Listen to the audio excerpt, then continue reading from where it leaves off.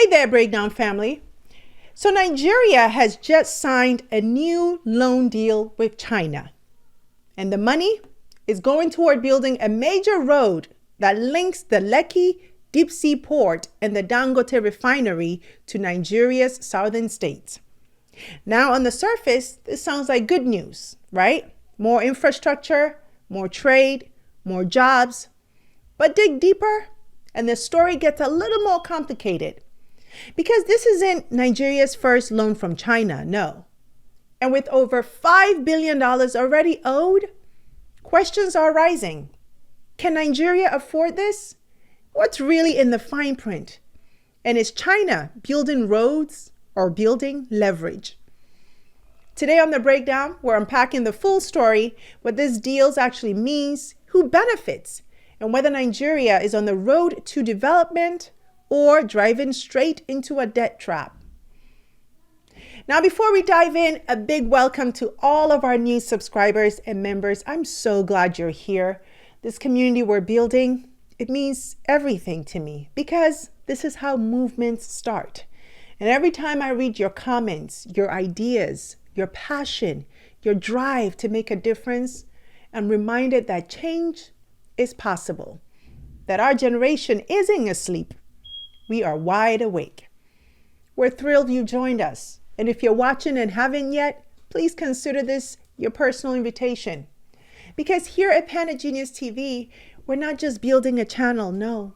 We're creating a global home for Black stories that are told with truth, with intention, and with power. And if that resonates with you, and yes, I hope it does, hit subscribe, tap the bell, drop us super thanks, and think about joining our membership community. You get access to exclusive videos and behind-the-scenes conversations and a front row seat to the dialogue shaping our future. Because this isn't just content, it's a movement, and I'd love for you to be a part of it. All right, now let's break it down. So here's what we know. Nigeria's Federal Executive Council under President Bola Tinubu has just approved a $652 million loan from the China Exim Bank. The money is earmarked to construct a critical road connecting the Lekki deep sea port and the new Dangote refinery with southern states, a corridor meant to boost exports, reduce travel time, and support one of the largest industrial zones in West Africa. Welcome to Lekki Deep Sea Port, Ibeju Lekki, Lagos, Nigeria. The newest and most advanced port in Nigeria, which is ready for your business. Here, technology and efficiency are our twin compass, guiding us towards a brighter future where Nigeria regains its preeminence as a maritime hub of Africa. Lekki Port has three types of terminals: the container terminal, the liquid terminal, and the dry bulk terminal. And let's be real, on paper, this is a strategic investment. That port is massive. The refinery is historic. So linking them to markets makes economic sense. But here's where we have to pause and ask the harder questions. Now, if done right, this could improve logistics, reducing bottlenecks for imports and exports. It can create jobs, both during construction and long-term in trade and transport. It can attract investment into the Lekki Free Trade Zone and surrounding areas. And it can also strengthen Nigeria's ability to compete in regional trade. So yes, there are potential upsides, but potential isn't the same as reality because Nigeria has seen projects like this go sideways before. Now, the government hasn't publicly released the specific loan terms for this deal yet, but based on past loans from China's Exim Bank to Nigeria, here's what we typically see.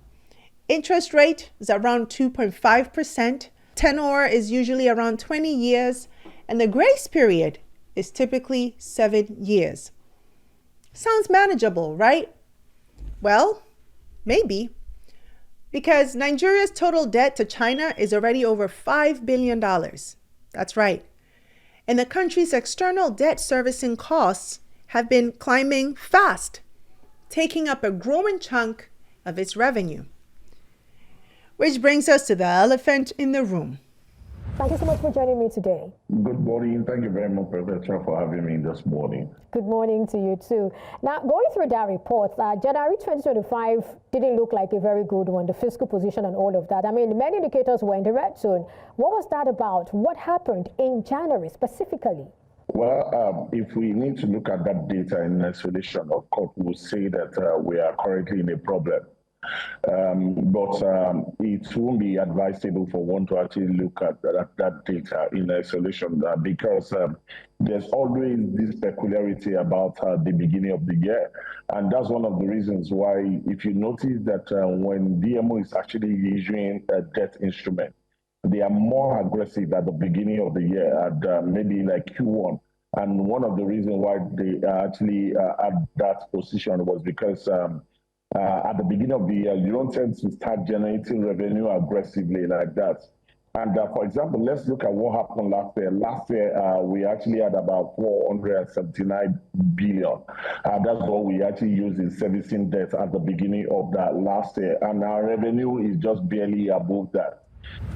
Let's be clear. Debt isn't always a bad thing.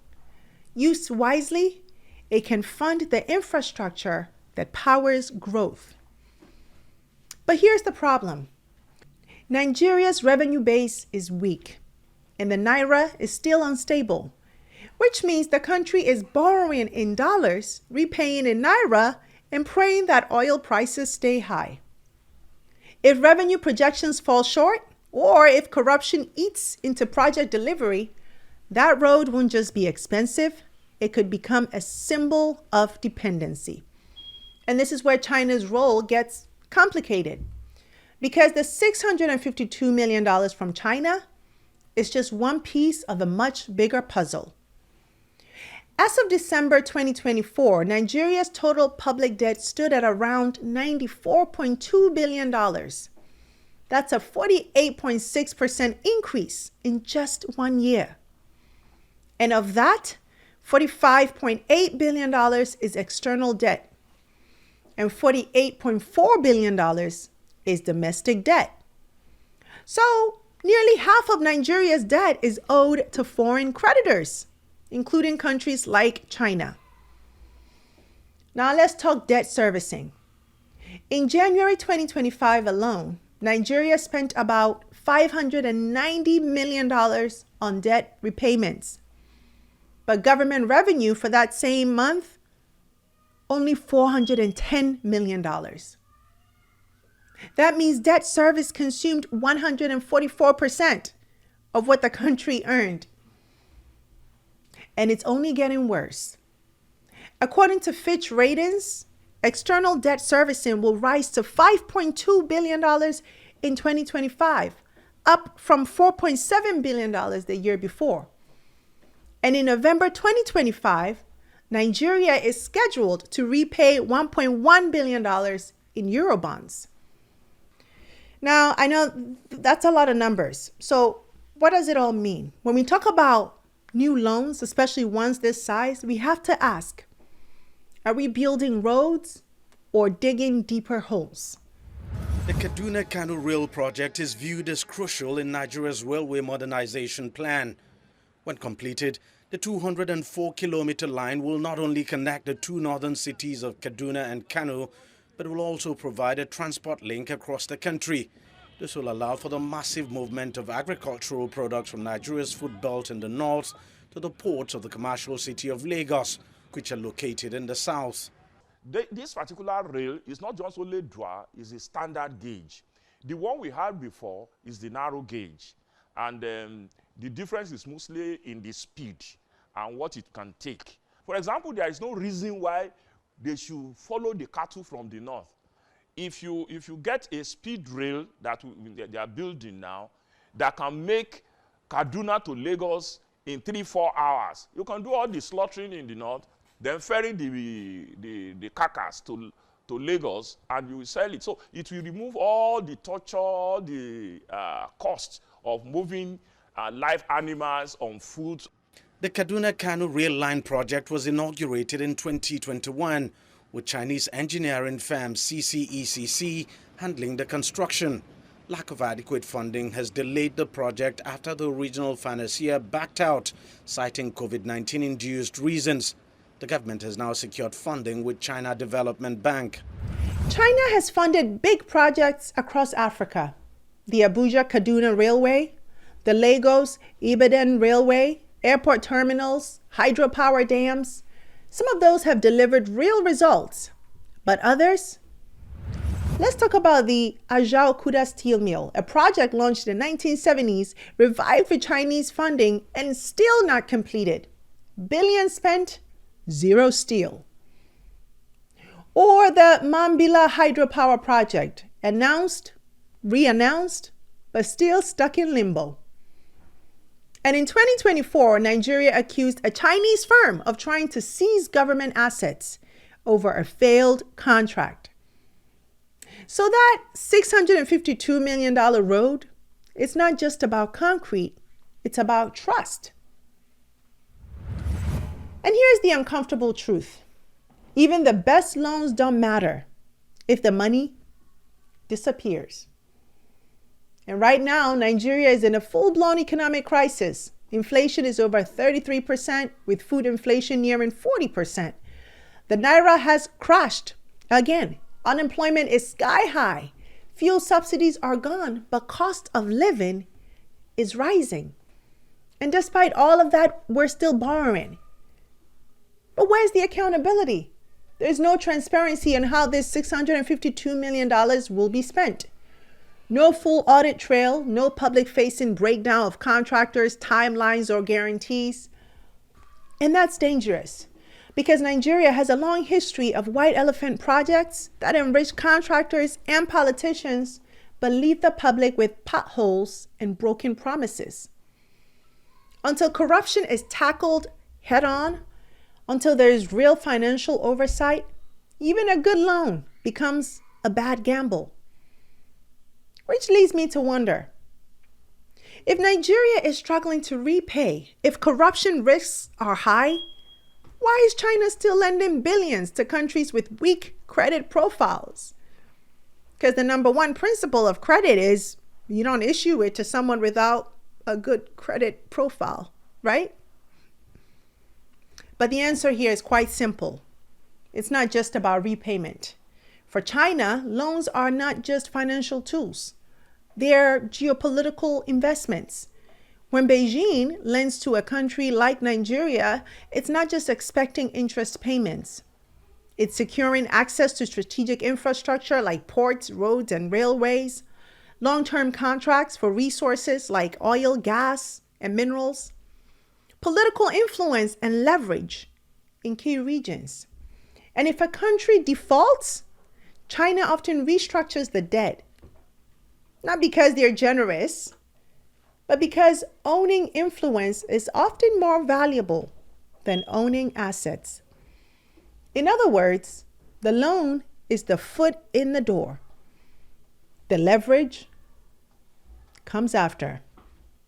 So while Western lenders may back off when the books don't balance, China doubles down because it's playing the long game.